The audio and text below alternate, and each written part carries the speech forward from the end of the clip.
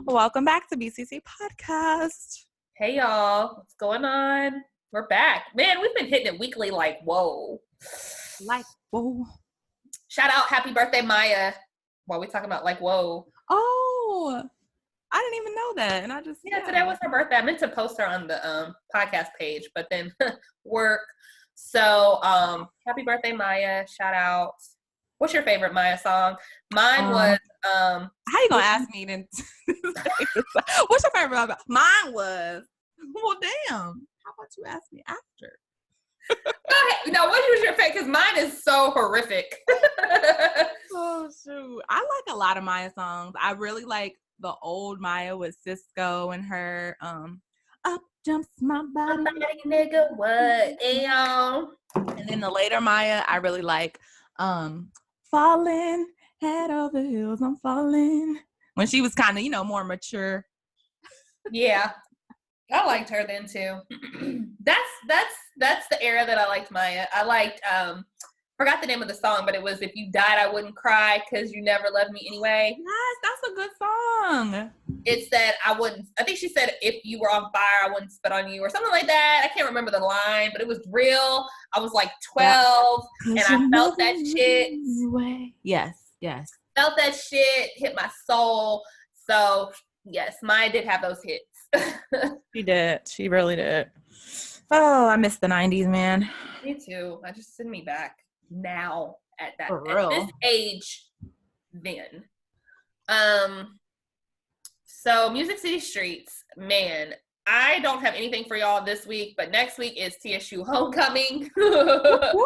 Geek. It's homecoming week. So I'm supposed to be in New York. I will be here for homecoming. So Whitney, if you want to come down, catch a flight. You are going to be there now? We just made the decision to stay. What the and hell? Not go to New York. So I asked this girl 6 weeks ago when flights was low. Well, I had already had my tickets to New York. Oh, you rescheduled? We just canceled and we have a credit because Southwest, it allows you to get receive a credit. So now if it was going to be like a non-refundable, non-changeable situation, we take our black asses to New York, but we're going to hold off since our honeymoon's coming up. Oh, man. I don't even know if I could swing that. Nashville tickets are so high for no reason. They are. They are. I ain't gonna lie. You right. How can I get a flight? I can literally get a flight to Mexico for half the price. It's crazy. Yeah, I know. I'm jealous of that.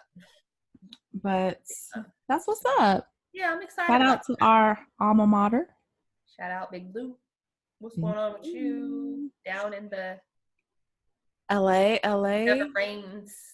Girl. In Southern California. It does need to rain. It hasn't rained in a minute. What is going on? Nothing much. This weekend I am sitting my ass in the house. Finally. I really don't want to. I've been on the go. I don't really want to go nowhere. I do need to, just reorganize some stuff. I really want to give away some clothes. I have so many clothes that I just don't wear. That. I'd love to give away clothes. You do. I've always loved to give. Like I like the feeling of purging, like going through my items. Like what will I not wear again? I don't care if I'm bigger, smaller. I'm not one of those people who hold on to things. Girl, I know you've been giving me clothes that I hold on to. I still got some of your clothes. Shit. They're good clothes. They were good clothes. And girl, you will have $300 pieces and be like, well, this is not the season anymore. That season's done. So. I can't believe I went through a phase in high school where I thought I could be one of those girls that never wore an item twice or maybe 3 times or something like that. I quickly realized that was not my lifestyle. That was not my calling. But I tried it. But yeah, no, I love to purge. That's anything. What's up. Yeah. I wish I had that. I'm such a memory person. Like I hate to throw stuff away. Yeah. I wouldn't call it a pack rat because I don't keep knickknacks and shit, but I do. I hate to throw away my clothes. Like I just feel like, oh, I may wear that one day when the weather's perfect and the perfect event, and I don't know. I will keep a really cute statement piece. I keep statement pieces, like that really cute white blazer that's never going to go out of style. I'll keep something like that, but more like trendy, or if it's something that I just am like gotten too big for or too small for, I'm not one of those that's like, oh, I'm gonna lose weight and get back into it. Like, I just Let it go, girl. I literally let it go. I let that shit go. Ooh, I think we should really open up a BCT consignment shop. Ah! What do y'all think? I love it. And online, like vintage little trendy pieces, you Or know. just you know, me and Whitney's closet, you know, like, Oh, I like that too. me and Whitney's closet. Yeah. Eclectic styles within. You know, you may get some vintage from me. You may get some Yeah. vintage from Whitney. You may get some trendy pieces. You know, I like Yeah. that. And we already have a following, so, you know. Absolutely. Look out for that, y'all, because it's coming. We can get that popping like real soon. I know. I What can are the give you startup costs? Not much. Yeah. So Okay. Yes, I like it. So what's the tea, sis? What's going on? What is really going on? girl. Well, I'll start with the continuation of the tea from last week. So Basketball Wives LA, they had their reunion, their anticipated reunion. Yes, they did. And we talked about the drama between OG, which is one of the cast members on there, and Evelyn Lozada. Yes. And funny. Ever since their fallout, now Evelyn has decided to take things to court. She's filed a restraining order against OG that was denied because OG has never physically threatened Evelyn, not one single time. So it's just like all she did was say that your ex-husband texted her and she proved it. So, you know. Isn't there a comment about her being racist? Evelyn's like, you know, defamation of character. Like, she's called me. But my thing is like. Never called her racist. She said, Evelyn, you're not black. She said, you try to act black and you're not black. That's what she said. She never, ever said Evelyn's racist. She said, you're not black.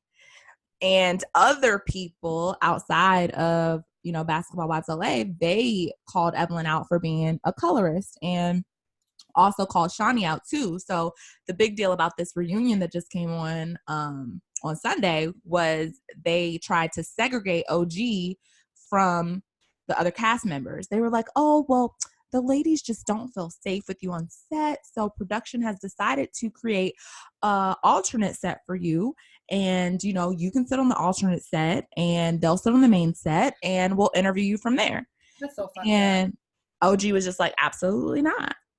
It's not, I'm not, no. It's discriminatory, you know, like I haven't put my hands on anyone. I haven't, you know, been physically violent towards anyone. So why should I have to sit on an alternate set? You know, it makes no sense. Whole time, you know, the spicy Latina Evelyn Lozada, she gets right there on the main set, sitting right next to the host. And it's like, we all have seen Evelyn throw drinks and slap people and hit people and throw tables across the room for years on years on years, but nobody fears their safety when it comes to Evelyn. But you fear your safety when it comes to an African woman who's literally never fought one single cast member. That's so fucked up. It's so fucked up. It's like clear, blatant discrimination, colorism, whatever you want to call it.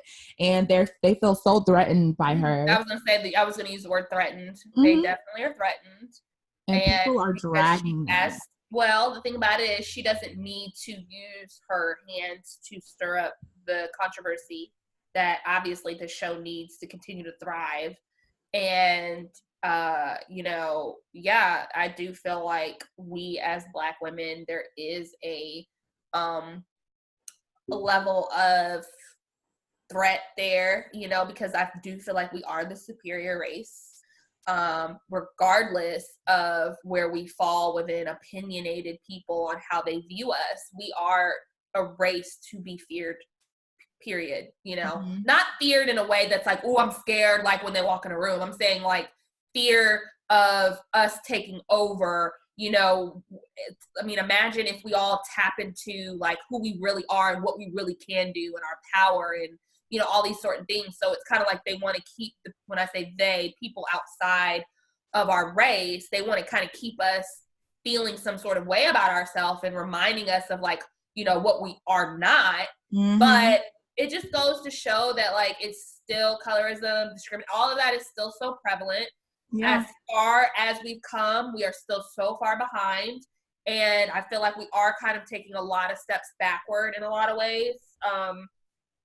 Just because of, you know, so I just feel like, you know, in general, I'm really scared for this whole country, you know, really, if I'm just going to be honest. But as it relates to this specific situation, it's sickening to even think that this is even an issue about her coming on to the cast for the reunion and being separated. Like, you guys are pigs. Shawnee should be extremely ashamed of herself, because I've seen a lot of commotion about her and what a sellout she is.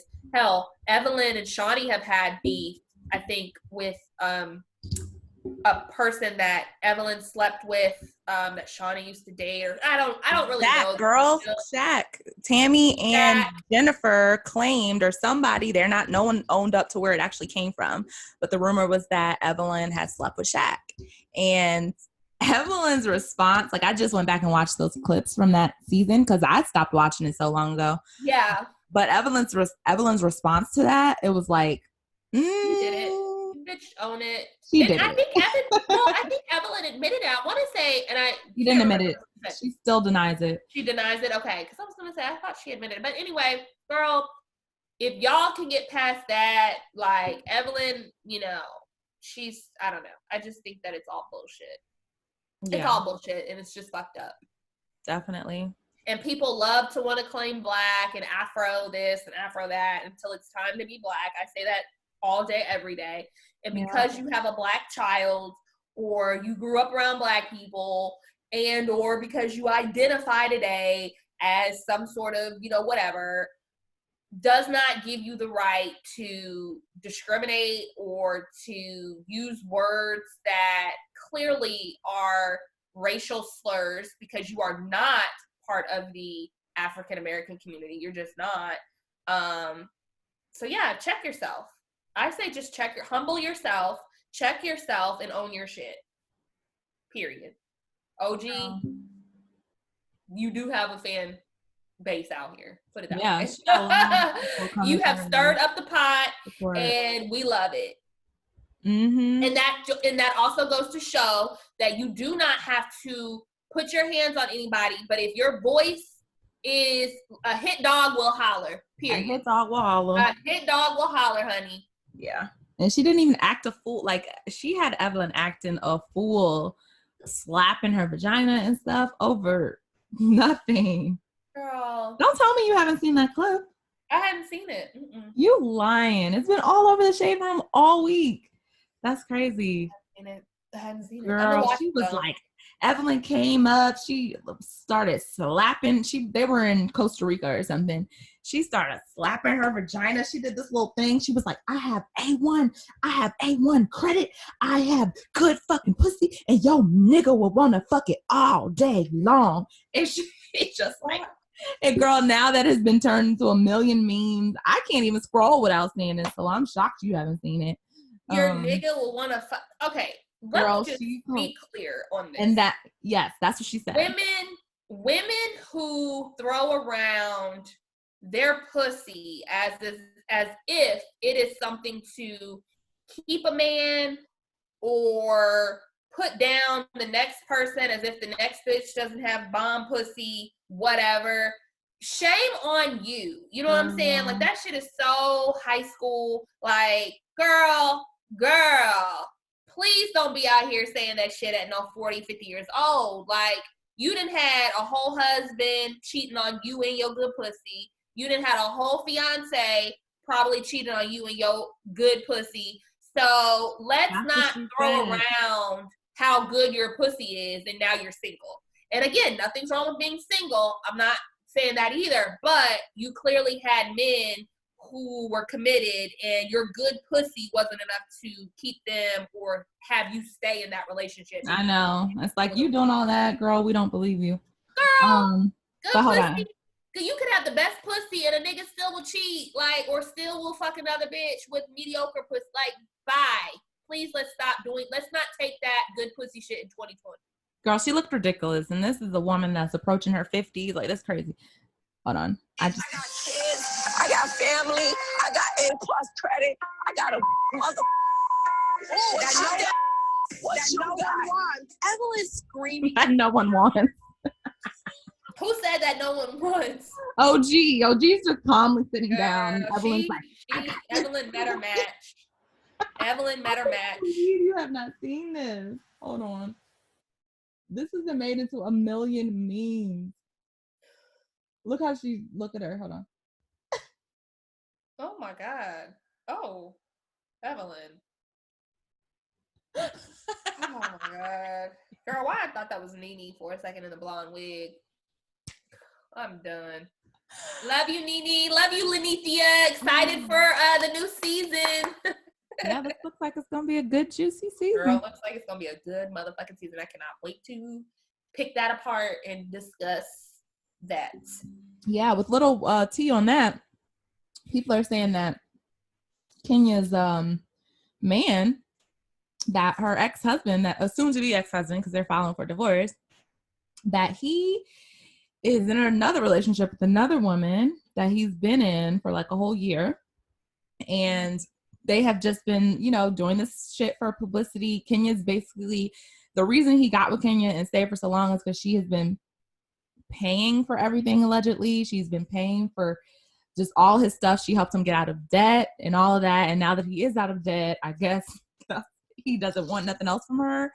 And the word on the street is that, he spends most of his time in New York, and she literally at this point begs him to come out to LA to see the baby Brooklyn and all of this, but he really just don't want no parts. That's just alleged word on the street. And then I'm sure it is. And I'm sure, parts of it are true, parts of it are false. But what we do know is that Kenya, from what we've seen of Kenya via these shows, is that she has had an interesting dating life, and for her to be as beautiful as she is, and I don't want to just put it on her looks, but you do have to ask yourself sometimes, like, I wonder why, not even why she can't get a man or keep a man, or I'm not even going to go there, because again, men these days can be stupid. Dating in this day and age, it's crazy. But there are things that I have seen of Kenya on screen that I'm like that is just so, like, she's crazy. This bitch is crazy. Like, if I was a dude, I couldn't do it. So I don't know. I know that the way that they got together, I can't say the way they got together, but when they did get together, her and her current husband, it was just kind of weird how we found out about him. The fact that Cynthia wasn't invited to the wedding or didn't really know much. This is supposed to be her best friend. And I just felt like it was all real weird. And then as soon as they got married, it's like she had to quit the show because of whatever she says her reasons were. It was just real fucking weird. And then she got pregnant. Which I'm really, if anything, out of this whole relationship ordeal, I'm happy she was able to have a baby, because I know that that's been her journey for a while, that she's wanted to have a baby, and her relationship with her mom has always been really, really non-existent. So yeah, I'm pretty sure that's what it was all about. I just feel like that's really what it was. But she didn't want to be unwed. She didn't. Well, she always said she wanted to be married. That was kind of like also the very always. That's what I'm saying. It was like, it's always been like a guy, her issues with a guy, and it felt like she's always with these different men. She's kind of always trying to keep them together, like, like make them really be into her. But these men were always kind of like running away, and she would be and that's just kind of how it was always set up. That's how it was. And they made it seem like a lot of those guys. Remember that one guy? I forget his name. The one, Matt. No, not Matt. The other one before Matt, like the light-skinned dude, and he was like, "Can you offer me money? Can you?" Yeah, yeah. And she was like, "He is," she just tried to talk shit about him, and I'm thinking like, girl. No, girl. that was a real relationship because he was crazy. Matt was definitely a real. I think all of them were a real relationship to some degree, but I just feel like to some degree she was also the one kind of forcing it to work. Yeah, and then some video got leaked of them. So they had went to where'd they go to Sister Circle? They went to one of those little shows like the day before she announced the divorce, and they were doing like some backstage, I guess, behind the scenes documenting, and they were in the car, and Kenya was, she's all happy. She's like, yeah, we're on our way to Sister Circle, and her man was in the background, and he's just like rolling his eyes like he didn't want to be on camera. And then she said, oh, he's still mad at me. You guys, he's mad that I posted a picture on Instagram of him and the baby sleeping, and he's in the background. He said, without my permission. And see, and that proves And my then point. Go ahead. She starts laughing. She was like, oh gosh. And he was like, you see what I have to deal with? You see what I have to live with? He wasn't laughing or nothing. And then the next day after that, they announced the divorce. So, and some men, like I said, and it was no secret that, because there were questions when she left the show, oh, well, your husband or your boyfriend, they just don't want you to be on the show. Is that true? No, I'm making my own decision to leave the show. To me, I felt like he did not want her to be on the show. He didn't want his personal business to be out there. Not all men are trying to be a Peter or a Greg or a Todd. Not everyone. He's an investment banker, so I would think exactly he had something established. Exactly. So I just feel like, in certain relationships, that publicity type love, it really can break you up, or it can part, you know what I'm saying? It could cause division, because not everybody wants to be in the spotlight, really. Like, truly, they are comfortably being behind the scenes. And it doesn't mean they want you to be a secret. It could just mean that, look, we don't need all this shit. You know what I'm saying? Like, it's causing issues. So it could be a little, like I say, it could be a little bit of everything. I'd be curious to know how this all unfolds for the season, because obviously we'll be a little behind as this was recorded way earlier, but it'll give us some insight. I can't believe it's already November. Well, damn near, because I think the show starts in November every year. First Sunday in November is when it will air, which I don't know the date right now, but it'll be interesting. Woo. So time is flying, y'all. Time is a flying, child. So another thing out here, tea in the streets. This is juicy. You probably heard of this, but the Amanda Seales drama. So Amanda Seales is having drama, y'all. Basically, I mean, I hate to say I already kind of knew this, but apparently she's a big bitch behind the scenes. Yes, I did hear that. Nobody really fucks with her. And this includes her insecure castmates, Issa and the rest of the ladies of Insecure, as well as the men co-stars too. So what happened was there was a huge Hollywood party here in LA this last weekend, and they call it like a Black Hollywood party. And apparently Issa's publicist is the event coordinator of this party. Every year she throws this party, and she did not invite Amanda Seales, however, but she did invite all of her castmates. So Amanda Seales decides to still go to this party even though she wasn't invited. She says that fellow actor Jesse Williams, she said her friend and fellow actor Jesse Williams invited her and said, hey, it's all good, just come to the party. She gets to the door, her name's not on the list because, hey, you weren't invited. And she says, no, my friend Jessie, she's trying to name drop. So she's saying at this time she's seeing people, because people are still coming in, and she's just stuck at the door, and she's seeing people in the background. So she got one of her friends, celebrity friends, I don't know who it was, to get her in the door. So they came out, talked to the security, got her in the door. Whole time she said the security guard was calling her name like, no, she can't be in here, she's not supposed to be in here. And Amanda was just like, fuck that, I'm still going in. So Amanda gets into the party. No more than 5-10 minutes later, girl, 4 security guards physically remove her from this party. Yeah, I did hear that. She saw Issa She saw everyone, all her castmates, they just turned their heads. They was just like, what can we do for you, girl? Nothing much. And she went to vent about this on her podcast. So she has a podcast and she, vented about all of this. And she basically said that she's had this long time beef with Issa's publicist, and she never knew why Issa's publicist didn't like her, blah, blah, blah. But what I can say about that is I personally met Amanda Seales earlier this year in January. I was helping produce a comedy show with my friend, and she was actually the headliner for the comedy show. And when Amanda Seales arrived, we were escorting her to the backstage area, where there's drinks and food and stuff that we had set up for everyone. And we told her, we said, hey, Amanda, we're about 10, 15 minutes running behind. So, you're supposed to be on at 9:30. Now it's looking more like 9:45. She immediately was just like, rolled her eyes. We were like, well, we have drinks, we have coffee, we have this. She was just like,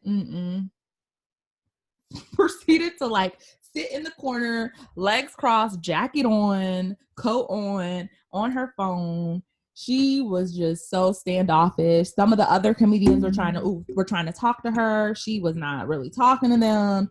She just has a very standoffish attitude that could come off as bitchy. And apparently after this incident, Saranis Jackson, who plays Dro or Dre, what's his name? Yeah.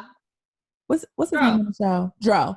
So the tall, light-skinned guy who plays Dro, right after this incident happened, he went to his Twitter and he says, you can't expect to be a disrespectful ass and then be surprised when no one wants to hang out with you.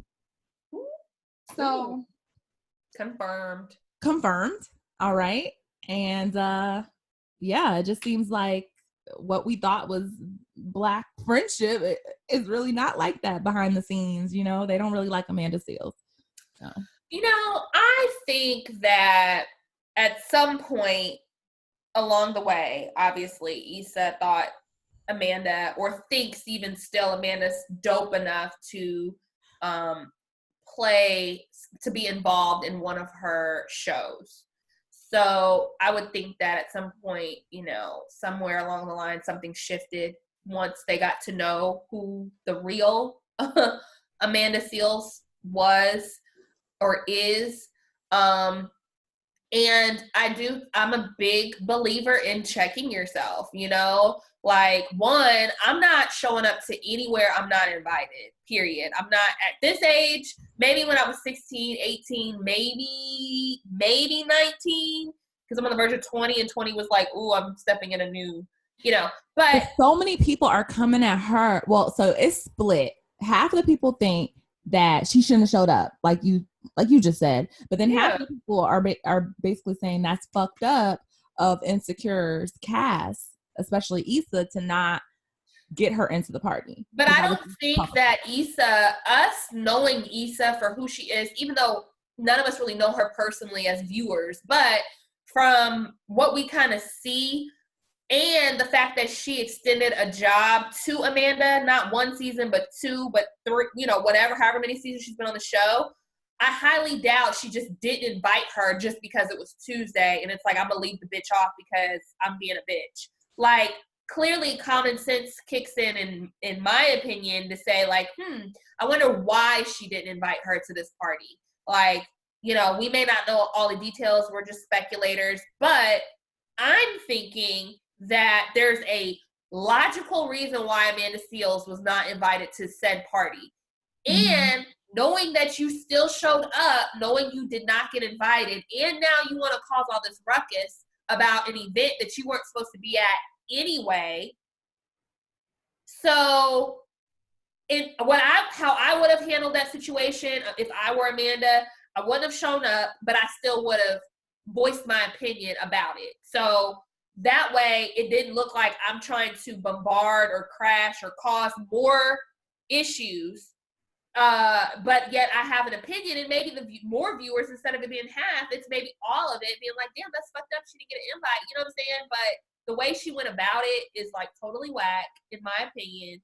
And I am going to say I'm Team Issa for this from the outside looking in, Mm-hmm. because I feel like I'm going to give Issa a bone, because I feel like, shit, she didn't invite the bitch for a reason.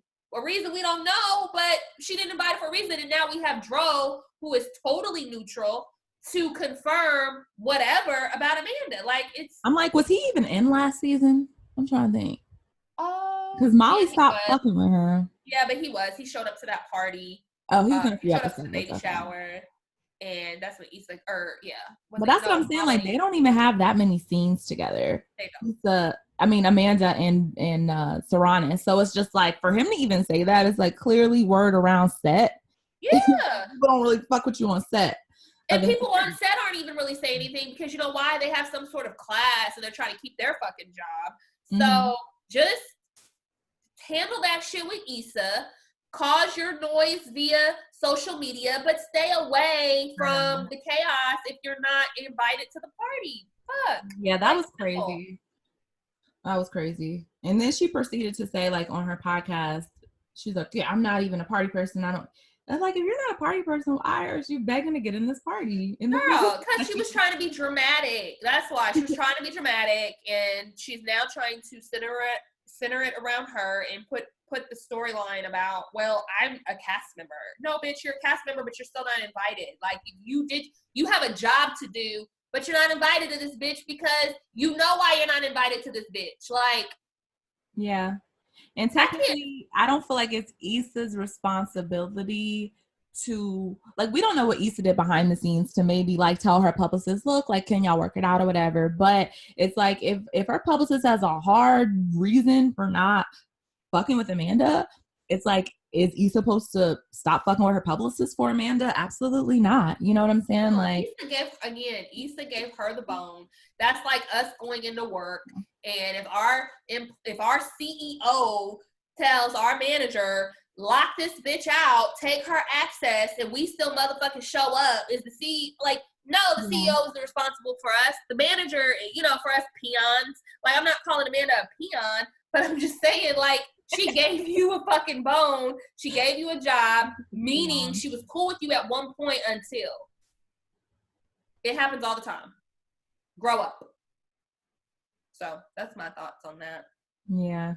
Amanda, I just feel like you just need to just maybe lighten up a little bit. I don't know. She's so woke. Like, I just need her to go to sleep some days. She is very woke, and I'm all for the wokeness. I'm all for being pro-Black. I'm all for all of that. But it's like, if you're literally coming off rude to your fans, where your fans don't even, like, feel comfortable asking for a picture or, like, complimenting you or whatever. Because in the midst of all this, all of these fans of Amanda went to Twitter, talked about the times when they met her, and she was also rude. So it's just like, all this shit comes back to haunt you if you don't treat people right. Like they say, people ain't finna be saying the same thing about you for years and years and years, and you gonna be like, nah, that ain't true. Like they said, Whitney Houston is smoking crack until her knees have fallen off, and you still want to believe Whitney never smoked no damn crack. Like, no, people not gonna keep saying the same shit about you. Like, I actually don't believe Whitney smoked crack. Huh? I actually don't believe Whitney was on crack. Well, I'm just saying. She said, I make too much money to ever smoke crack. Well, I think she was on that heavy shit that cost a lot of money. I will say that. Well, hell, sugar's more addictive, they say, than crack. So whatever she was on, it was really strong. And, scientifically, they say sugar is stronger than crack. That's what they say. Listen, I don't have a sweet tooth, so I don't know. You don't like sweets like that? I'm very, very particular with my sweets. Really? And I don't crave sweet stuff. Well, I only crave sweet stuff around my period, but... Oh, I crave sweet stuff like every night. Mm-mm. And now if I get off of sugar for a while, then I don't crave it as much, and everything I taste with sugar in it, it becomes a turnoff. But once I have that little hit, girl, sugar is so addictive to me. The only place I'm going to get a dessert at every time I go is Mastro's now, because that is the best dessert I've ever tasted in my life, and I'm not a sweet tooth person. Like, I don't even like sweets, but that butter cake is crack. Like, it's crack. I'm gonna make a special flight to LA just for the butter cake, and then to see you. That fucking butter cake so damn crack. I'm telling Yeah. y'all, like if you have not had Mashed Joe's butter cake, like I'm not even over exaggerating. It's just like it's life altering. Ever since I tried it with Mia because she loves nice things. All right. Once I tried that cake, I have had it every single year thereafter on my birthday. It's so good. Mm-hmm. It's so fucking good. Get you some. Get your life. Girl. So That's all the tea I got this week. I felt like I had some tea. I've been busy this week, man. Tyler Perry. Let's shout out Tyler Perry. He was my Black Coffee and Tea. Was he? Well, we're moving on. We're moving. This is Black Coffee and Tea.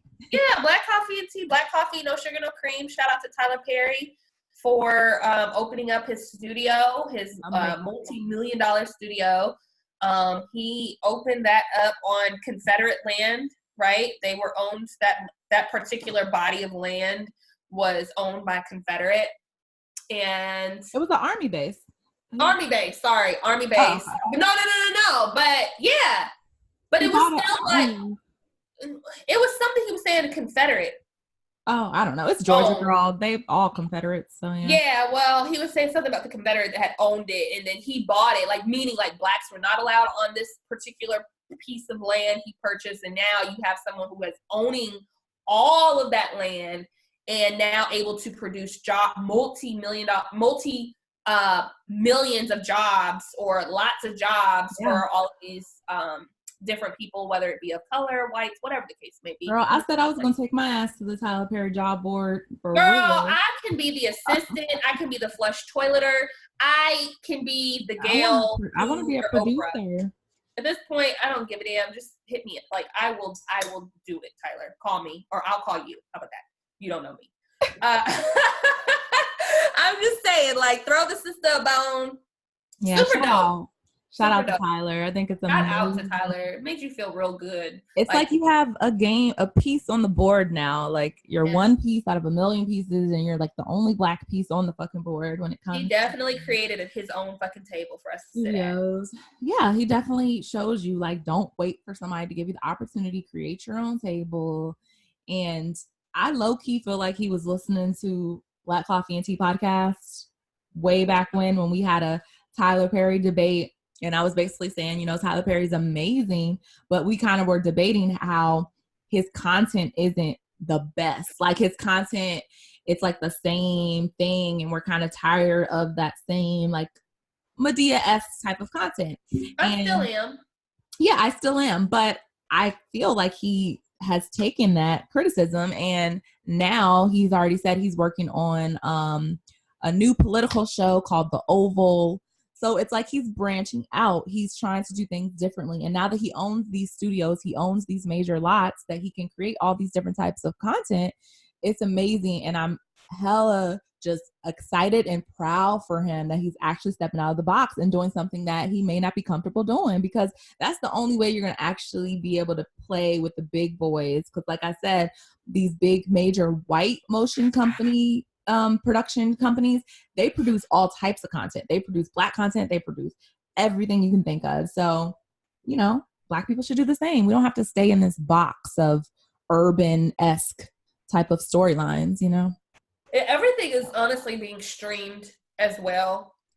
So I think that the opportunities are just starting to get larger and larger and larger. I mean, think about all of these new comedians, actors that are just doing their own minute Instagram videos, and they are building their own following from that and then getting chosen to be on certain other things.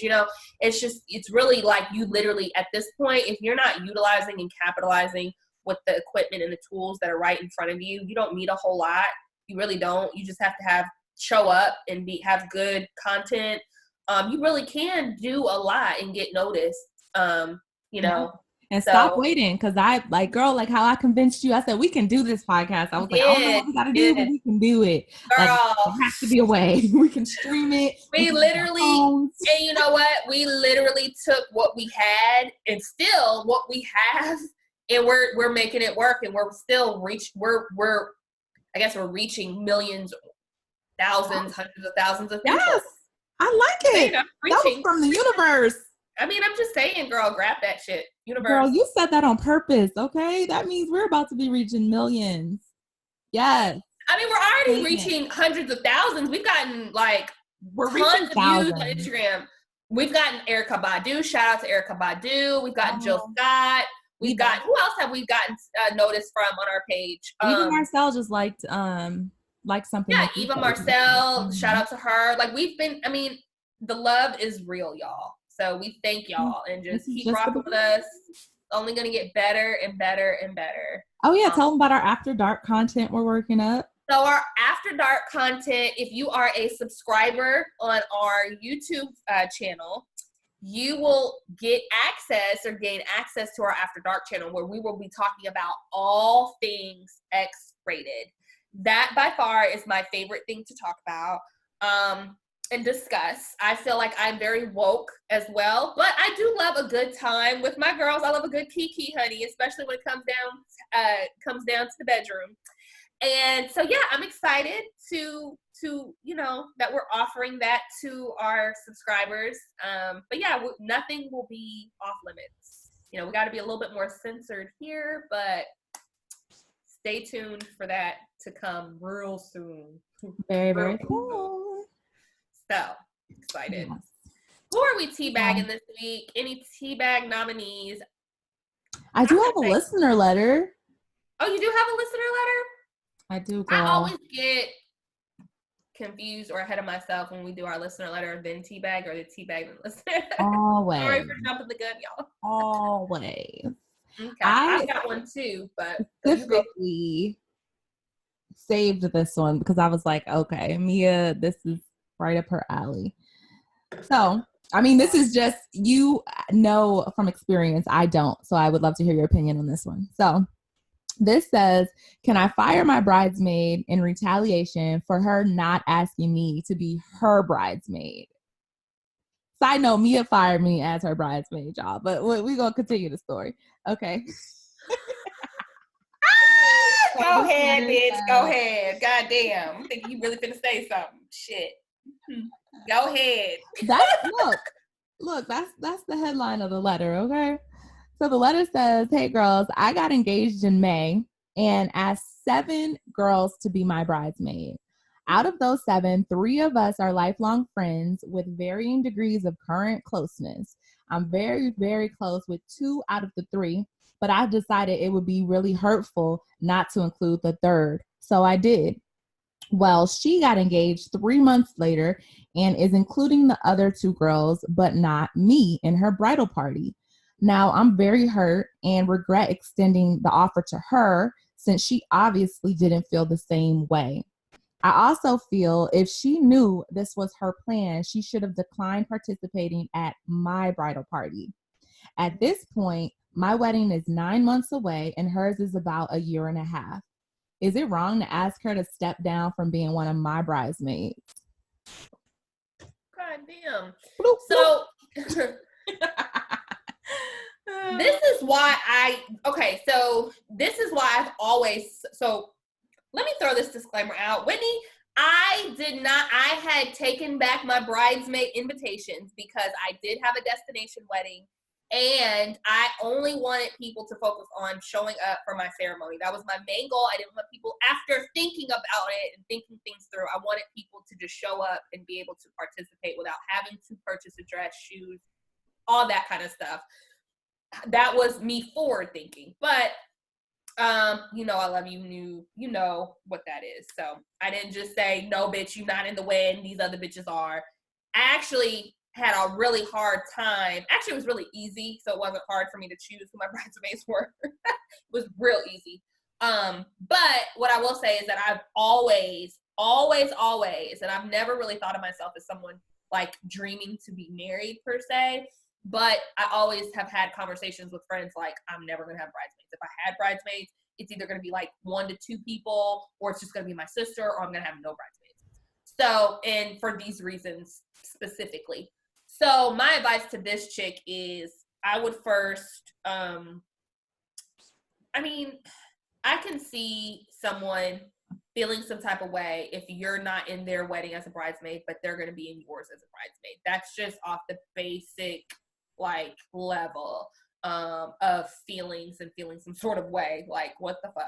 Now, as far as if I was the bride and I was not invited to be your bridesmaid, but you're still in my wedding, I'm going to seriously consider, just because this is the person that I am, I'm going to consider our friendship in kind of like the level in which you mean to me to even be a bridesmaid.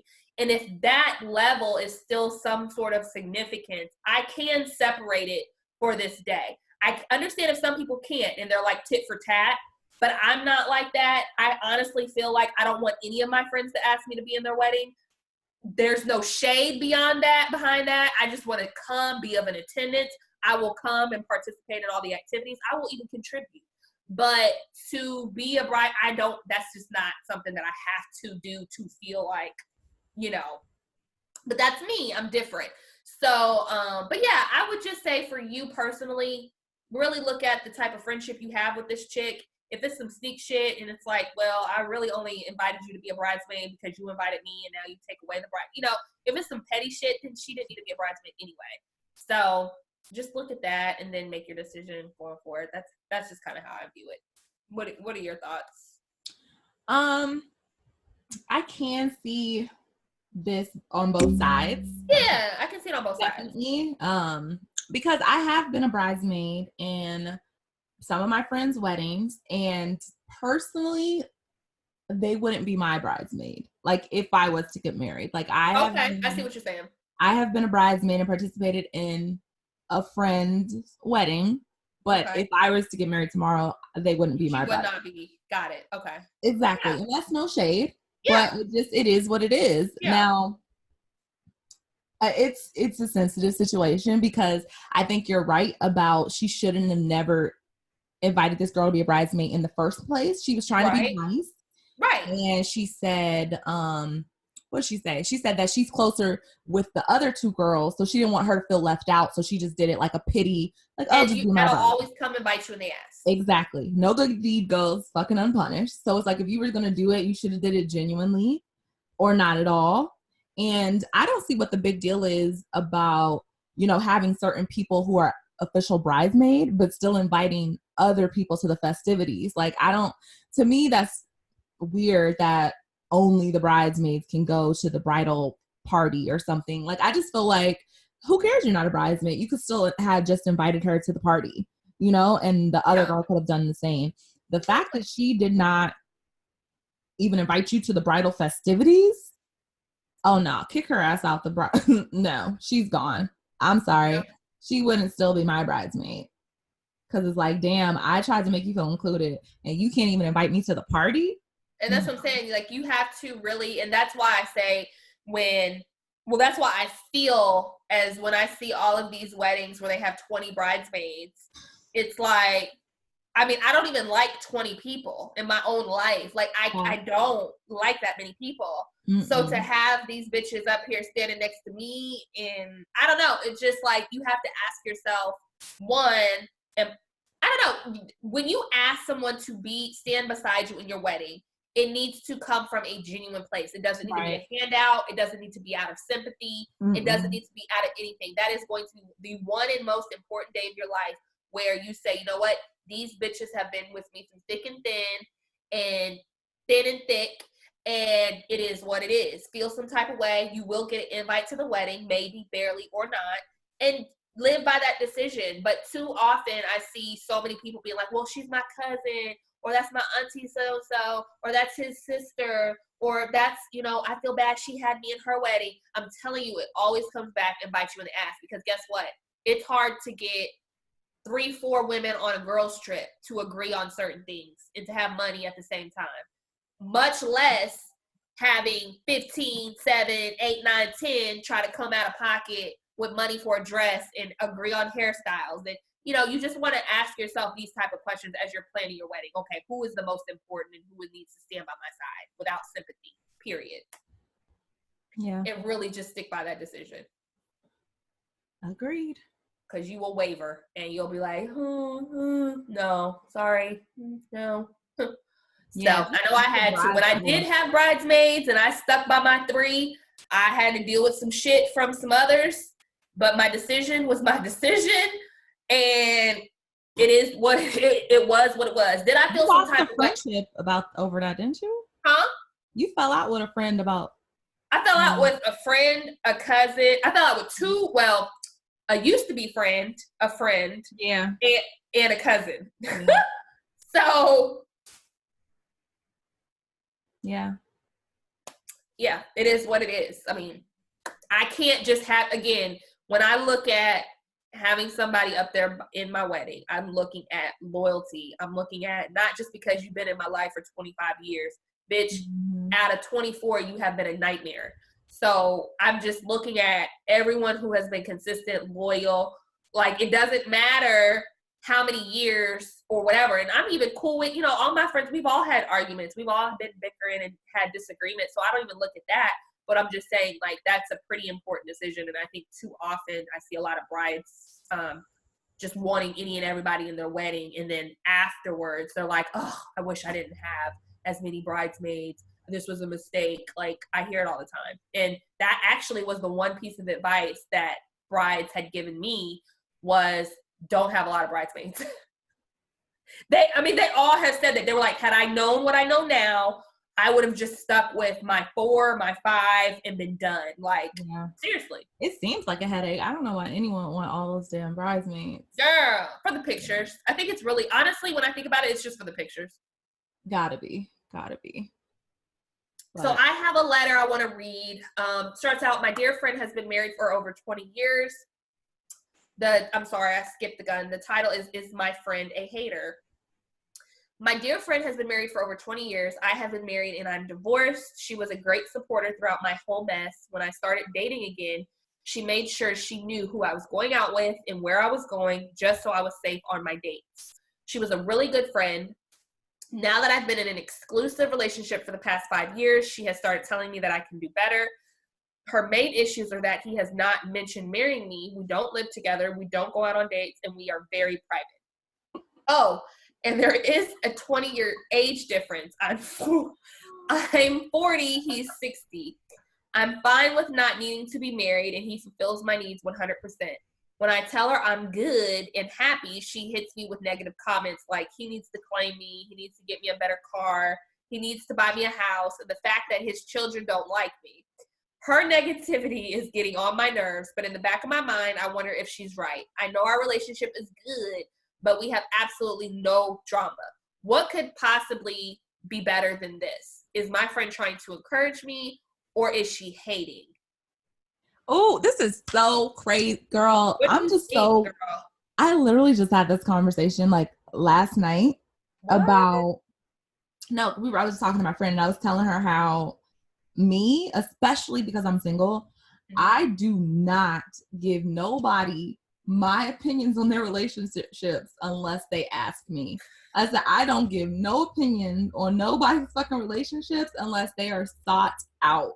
Okay. And I stand by that because of stuff like this. Like, you will come across as a hater, even if it's coming from a genuine place. It's just like, single women, just have fun and party. Like, that's it. Because if you say anything, you're going to be bitter, you're going to be lonely, you're going to be a hater. Like, I just laugh, fun, drink, and have a good time. Because if you start coming too hard with the advice and shit, that's how you're going to be perceived.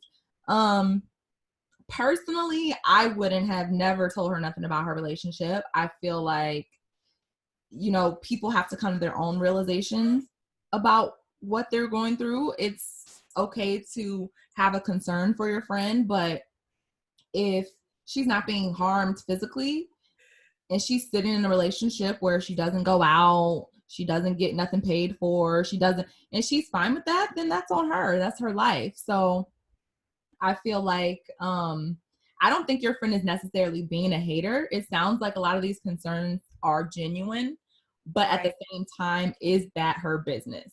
You know what I'm saying? Like, your life. And especially when it's already been said once, is like, it's no reason for her to keep reiterating it, because you didn't Right. get the Because first she's time she said it. choosing to be in that position. She's choosing to be. And if you're fine with not being taken out on dates or whatever, then I think you need to respectfully just tell your friend, like, look, what you want for your life and what I want for my life is two different things. I appreciate your concern, but we're good, And Right. I think you just need to come at her really direct and see what she says after that. But hearing that last sentence that you said, and she was saying, well, I don't know, maybe my friend is right. It's just like, well, are you happy or are you acting like you're happy? And maybe your friend knows that you're acting like you're happy. So, yeah. I think that that's so true, Whitney. I do agree that when you do give unsolicited advice to friends and it's not in their best, it's not in the interest that they think you should be saying it in, like meaning it doesn't fit what they want to hear, it absolutely can come across, and I don't even like to use the word as hating, but yes, that is a very true word, but it can just come across, them feeling like, okay, are you not happy for me? Because a lot of times in this situation, particularly, you've been in this relationship for 5 years. So what is it? What do you call those marriages that you're not legally married, but what do they call those? They call it something. But I'm just saying, like, you've been with this man long enough to choose. common law. Common law. I don't know what the length of the marriage that is, but it's long enough. 7, so you're almost there. So and most marriages don't even make it past 5. So 2. All of that being said, I agree to piggyback off what Whitney said. Absolutely, yes. Like, you can come across as a hater. Now, I do feel like as a friend, we all have the responsibility to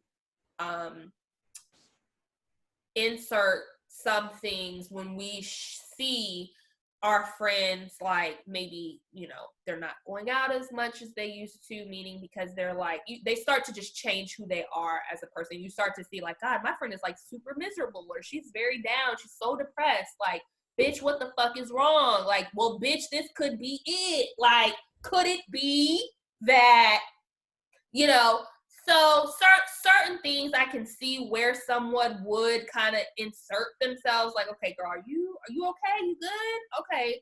You still happy? Check, like, as a check-in.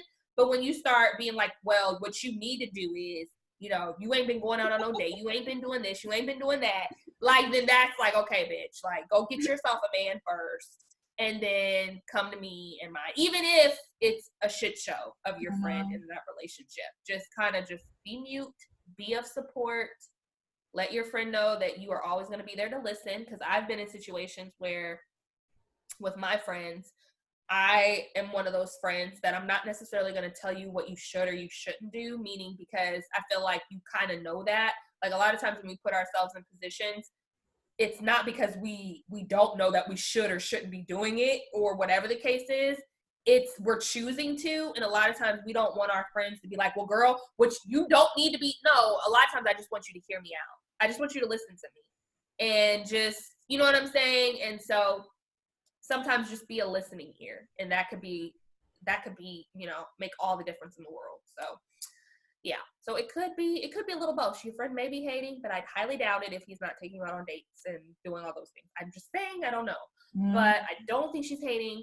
I do think that it's out of concern, but you yourself have to ask yourself, are you happy, and why is this affecting you so bad? If you are happy, because happy people, are happy for other people, regardless of the negativity that comes at them. So kudos to you all who have sent in letters. This is like one of my favorite parts of the show.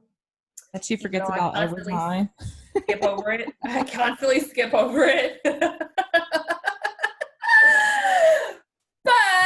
if you want to send your listener letter, go ahead and hit us up at BCT Podcast on Instagram. You can shoot us a DM, or you can email us at blackcoffeeandtea312@gmail.com.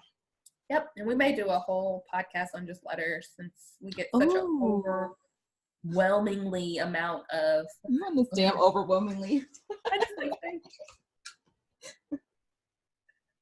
You just like that word. I do. Again, putting it out there in the universe. So, to our final segment, getting teabagged, which is another favorite part because I just like the word teabag. I'm going to teabag Evelyn. I should have teabagged her back in 05 or 09, whenever she came for me, because I called her out for using the N-word. So now is my turn to officially teabag you. And since you have such good pussy, let's try teabagging. Let's try teabagging you. How did I think you were about to say that? Girl, bye. So I'm so glad you're in alignment with me, my Pisces sister, okay? Because I'm teabagging Shawnee O'Neal. Shawnee, get your ass up off of this television with these damn women, okay? You're pimping these women out. Now you're being biased as fuck against the black woman, a dark-skinned black woman, trying to say she's so aggressive, she's so violent, and in those scenes, comedy. Yeah, in those scenes where OG was going like back and forth with Evelyn, of course Shawnee tries to chime in at the end and was like, Jesus loves you, OG. Jesus loves you. For the Bible says so. And OG was like, I know Jesus loves me because I'm blessed. Thank you. It's just like, Shawnee, you're too old for this shit, first of all. You have no storyline. You're the executive producer, like you love to throw in these ladies' faces. So why are you even on the show, sis? Why? Because she doesn't have it in life. Can I say something about these shows that I never understood? Is that like Basketball Wives, the Real Housewives of it's like one wife on there. One person be married to a baseball player. Like, it don't even be a basketball wife. It'd be like, but majority of them have dated someone, and that was years ago. And, I just I'm so confused about the title. Like, I get it. Right now on the Real Housewives of Atlanta, though, like everyone's booed up and has kids, which is like everybody's booed up.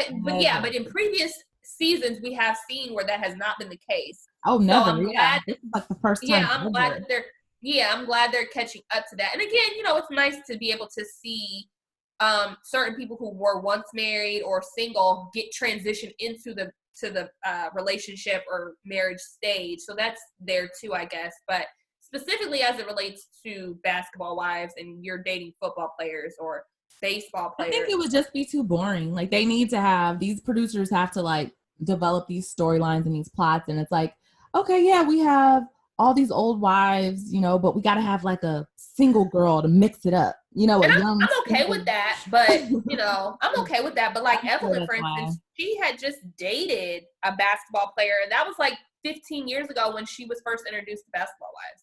So I was just really confused because then we had what was her name? Starts with the R. Rhea was on there too. She's not married.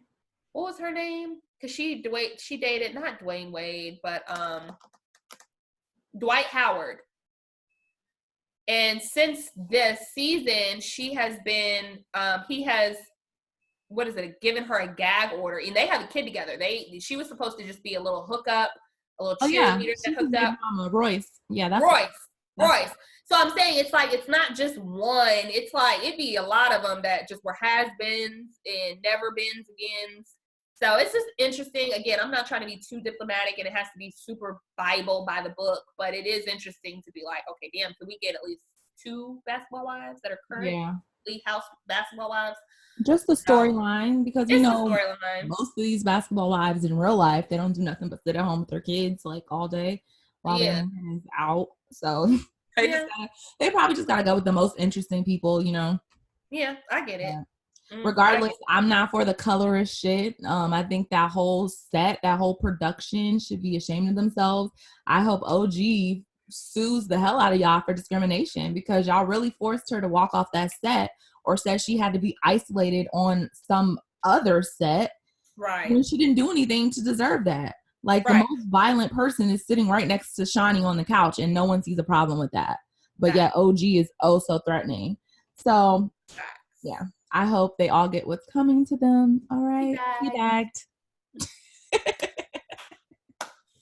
Oh, shit. Now we got the shop button on our account. So watch out, because we really will be having a shop. Yes. Shop. We will be having products. We shout out to Instagram. Thank you. Finally, you did something for us. Yes. So yeah, we will be utilizing that quickly. Once we narrow down what we want to. We're going to try to do something, y'all. We want to be an inspiration to other young Black people out there who's trying to get their shit together.